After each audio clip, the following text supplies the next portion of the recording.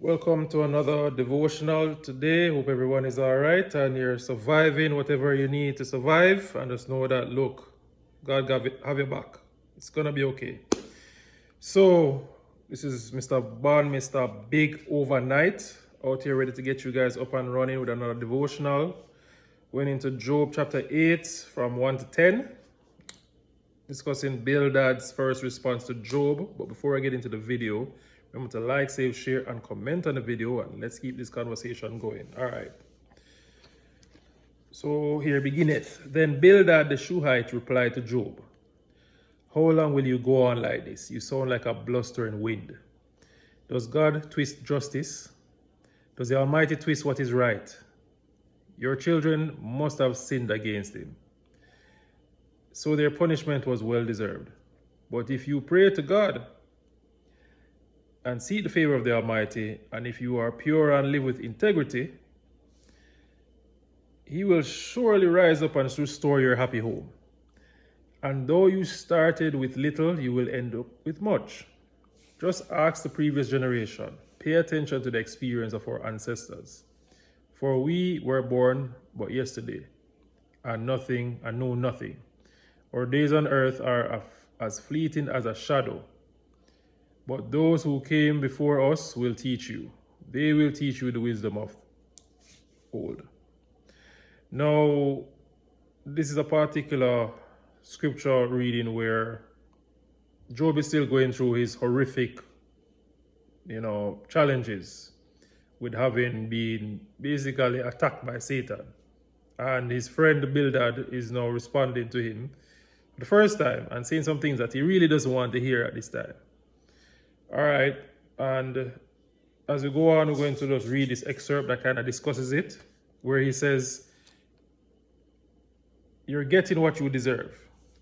This is perhaps the most unkind remark we might ever make to one who is suffering. In some cases, it might be true. Foolish choices do often lead to painful consequences. But if we always got what we deserved, all of us would soon be destroyed. Sometimes our suffering is not a consequence of sin at all. Bildad showed his ignorance of God's ways when he tried to connect Job's loss to some hidden sin. We need to be careful not to judge a person who is suffering a setback, for we may not know the whole story. Only God truly knows and understands a person and his and her circumstances. Now, a lot of people, they like to put limits on God, and they like to try to rationalize why God does things and allows certain things. He is almighty.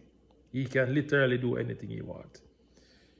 And a lot of people dismiss why God allows certain things happen. Why does some people die? Why does hurricanes, natural disasters occur? Why does a whole race of people get enslaved? And many other reasons. But what I do know in my experience is that there is a divine will that has to take place.